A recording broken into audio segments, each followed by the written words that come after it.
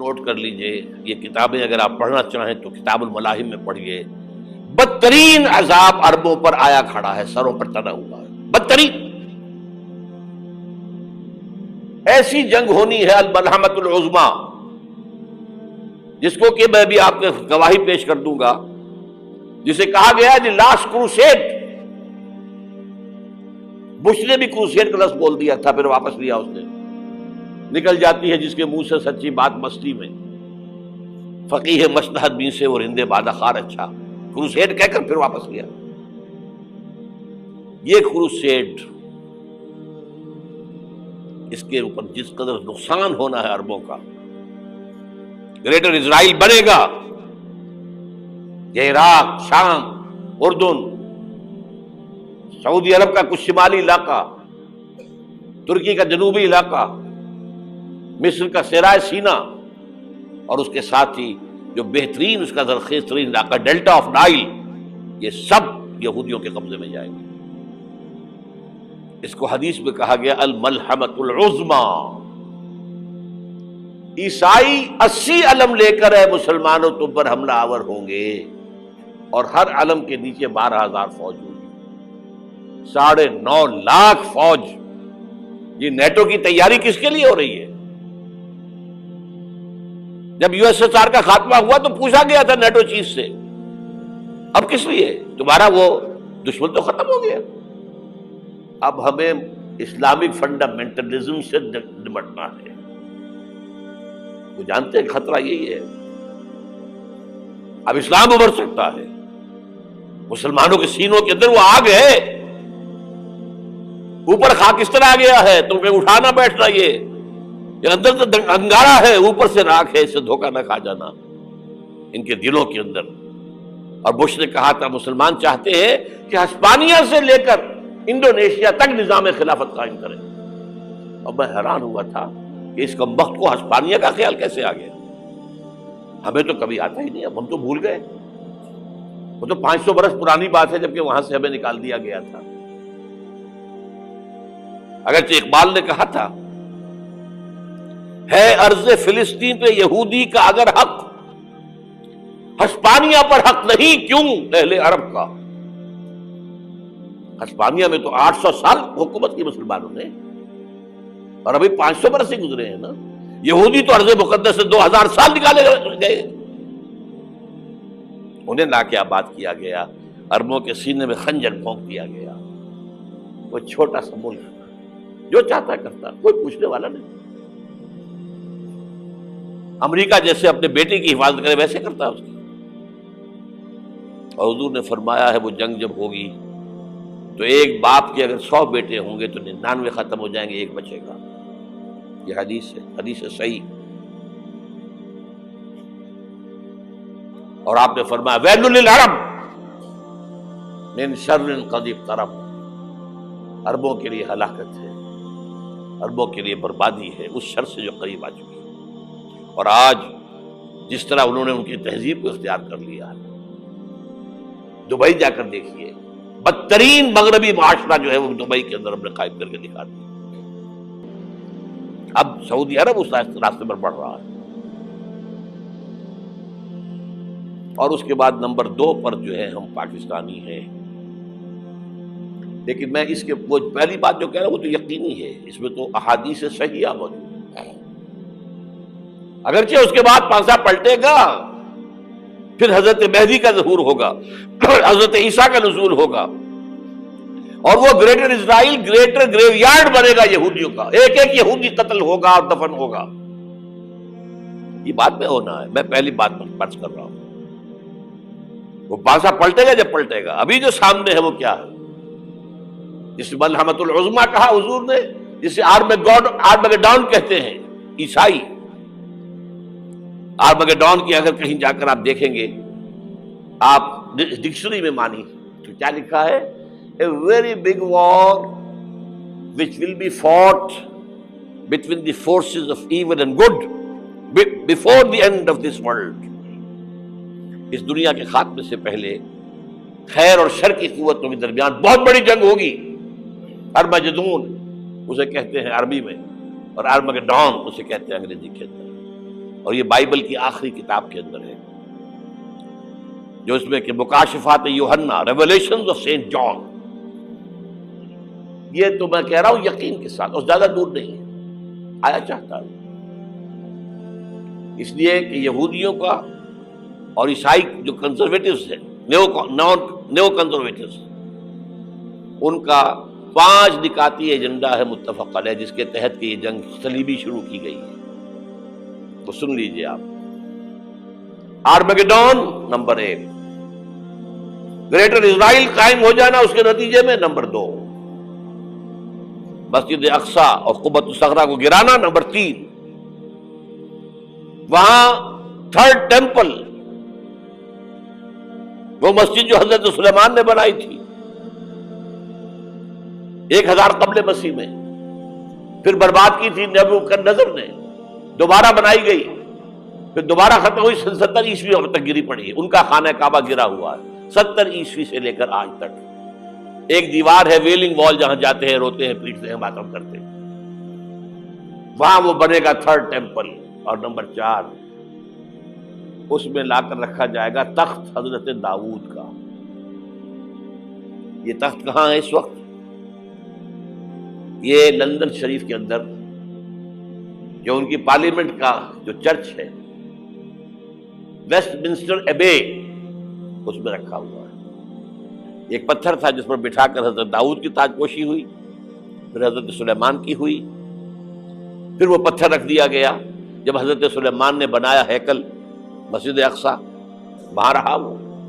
ہر بادشاہ جو تھا یہودی اسی کے اوپر بٹھا کر اس کی تاج پوشی ہوتی تھی. سن 70 میں ٹائٹس نے گرایا اسے، ہیکل کو، وہ پتھر لے گیا، وہاں سے روم گیا، روم سے آئرلینڈ گیا، آئرلینڈ سے اسکاٹ لینڈ آیا، اسکاٹ لینڈ سے انگلینڈ آیا، اور اب وہ رکھا ہوا ہے 14ویں صدی عیسوی سے آج تک. وہ ویسٹ منسٹر ایبے میں رکھا ہوا، ایک کرسی کی سیٹ میں اسے بنا دیا گیا ہے تخت کی شکل میں. اب انگریزوں میں کوئی ملکہ ہو، کوئی بادشاہ ہو جس کی بھی تاج پوشی ہونی اس میں ہو، یہ لا کر رکھا جائے گا 3rd ٹیمپل میں. اور اس پر یہودیوں کے خیال کے مطابق ان کا مسیحا آئے گا جو مسیح دجال ہوگا. عیسائیوں کے خیال کے مطابق حضرت عیسیٰ آئیں گے، وہ ہمارا بھی خیال ہے حضرت عیسیٰ آئیں گے علیہ السلام. بہرحال یہ تو بعد کی باتیں ہیں نا. اس وقت جو میں عرض کر رہا ہوں، عربوں پر بہت بڑا عذاب، اور پاکستان کا معاملہ البتہ یہ ہے، میں یقین سے نہیں کہہ سکتا. ہینگنگ ان دی بیلنس، ہو سکتا ہے اللہ تعالیٰ ہم پر رحم فرمائے، ہو سکتا ہے، اگرچہ اس کی کچھ شرائط ہوں گی. چمن کے مالک اگر بنا لیں موافق اپنا شعار، اب بھی چمن میں آ سکتی ہے پلٹ کر چمن سے روٹھی بہار، اب بھی ہو سکتی ہے. اور یہ بھی ہو سکتا ہے کہ اللہ تعالیٰ نے معجزانہ طور پر ہمیں ملک دیا، ہم نے اللہ سے بدعہدی کی، وعدہ خلافی کی، غداری کی، لہذا سزا دی جائے اور ہم سے یہ ملک چھین لیا جائے. It's just possible. دور نہ سمجھے، اسے انہونی بات نہ سمجھے. جو گھیراؤ ہو رہا ہے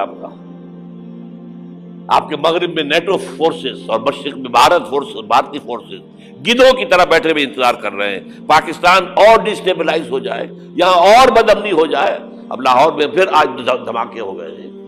2 دن پہلے کا دھماکہ میں سہ کے آیا ہوا ہوں، آپ کے سامنے بیٹھا ہوں. وہ جانیں بچی ہیں جو ہماری اکیڈمی کا حشر ہوا، تو میں آپ کو نہیں بتا سکتا.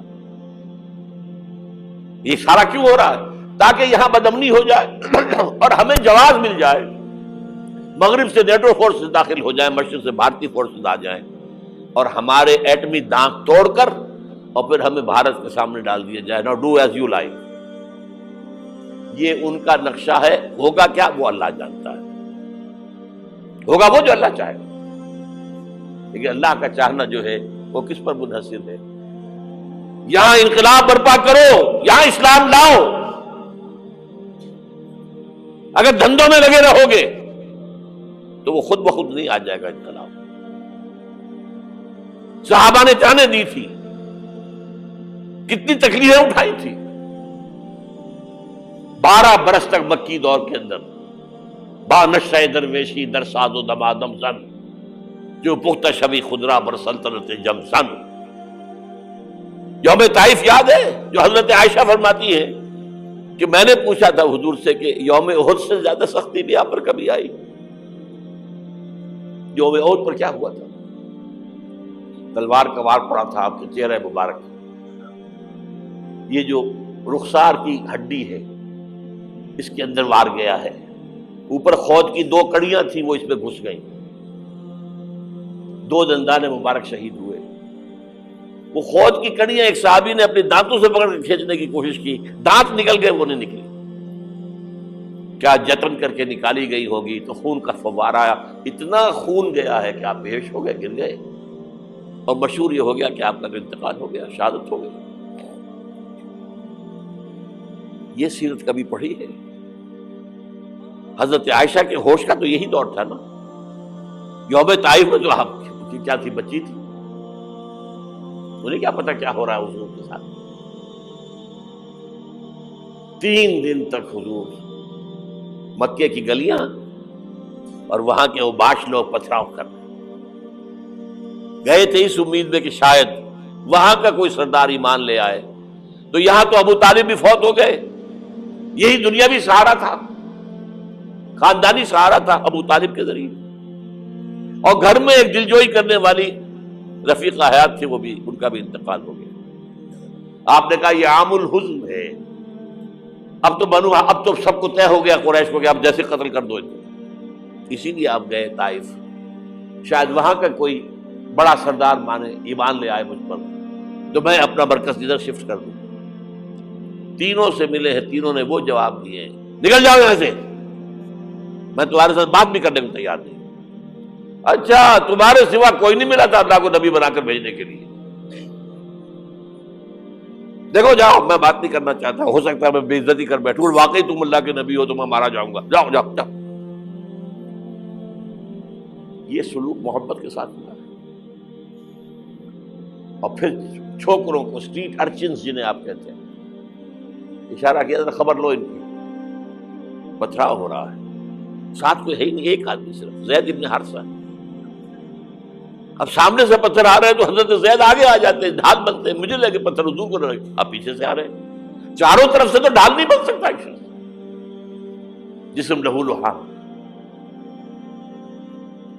خون جا کر جوتیوں میں جم گیا ہے، جوتی اتر نہیں دی۔ پھر وہاں سے واپسی پر جو دعا مانگی ہے، اللہم الیک اشکو ضعف قوتی وقلت حیلتی وہوانی علی الناس، اے اللہ تیری جناب میں فریاد لے کر آیا ہوں اپنے قوت کی کمی کا، اپنے وسائل کی کمی کا، اور جو ذلت و خواری ہو رہی ہے لوگوں کے سامنے، الا ملتقننی، مجھے کس کے حوالے کر دیا ہے، الا بعیدی یتجہمنی، یہ میرے اوپر ہجوم کر کے آ جائے، حملہ کرے، اور عدو من لگتا امرے، یہ دشمن کے حوالے میرا معاملہ کیا ہے، جو چاہے کرتے وہ۔ لیکن پھر عبدیت غالب آتی ہے، ان لم یکن علی غضبک فلا ابالی، اللہ اگر تو ناراض نہیں ہے تو مجھے کوئی پرواہ نہیں، سر تقدیم خم ہے جو مزاج یار میں آئے، مجھے اندیشہ یہ ہے کہ تو ناراض تو نہیں ہوگی۔ یہ تکلیفیں جھیلی ہے، سینکڑوں صحابہ نے جانوں کا نذرانہ پیش کیا ہے، احزاب کی جنگ میں فاقوں پر فاقے ہو رہے تھے، اور ان فاقوں کی حالت میں خندق کھودنے کا حکم ملا ہے، لوگوں کی کمریں دوہری ہو رہی ہیں، پتھر باندھے ہیں اپنے پیٹوں سے، اپنی چادروں کے ساتھ کس کر کمر دوہری نہ ہو جائے، اور جب صحابہ کدالیں چلا رہے ہیں تو کیا کہہ رہے ہیں، نحن الذین بایعوا محمدا علی الجہاد ما بقینا ابدا، اللہم لا عیش الا عیش الاخرہ۔ صحابہ کہتے تھے ہم وہ لوگ ہیں جنہوں نے محمد سے بیعت کی ہے کہ جہاد کرتے رہیں گے جب تک جان میں جان نکل جائے تو بات، اور جان ہے، چاہے ابھی بھوک سے کمر دوڑی ہوئی جا رہی، جان تو ہے۔ اور ایک دفعہ کہتے تھے اللہم لا عیش الا عیش الاخرہ، اللہ عیش، زندگی تو آخرت کی زندگی ہے۔ اور حضور فرماتے تھے، حضور کے بیٹھے ہوئے نہیں تھے گاؤں تکیہ لگا کر، پتھر اٹھا کر خندق میں سے لے جا کر باہر پھینک رہے تھے، جب صحابہ کہتے ہیں اللہم لا عیش الا عیش الاخرہ، حضور فرما رہے ہیں فاغفر للانصار والمہاجرہ، اے اللہ ان انصار اور مہاجرین کی مغفرت فرما دو۔ پھر حضور کی خدمت میں کچھ لوگ آئے، حضور اب یہ فاقہ ناقابل برداشت ہو گیا، دیکھیے ہم نے یہ پتھر باندھے ہوئے اپنے پیٹ کے ساتھ۔ حضور نے کرتا اٹھا کر دکھایا، وہاں 2 پتھر باندھے ہوئے۔ یہ ہے سیرت النبی۔ آپ کس چیز کو سیرت النبی سمجھتے ہیں؟ بہرحال اس موضوع پر میری ایک کتاب ہے منہج انقلاب نبوی، کہ انقلاب کیسے آیا تھا۔ اگر دل میں ذرا بھی آرزو پیدا ہو گئی ہو کہ اللہ قبول کر لے مجھے قبول کر لے اس کام کے لیے، تو وہ کتاب آپ کے لیے مسٹ ہوگی، اس کا پڑھنا۔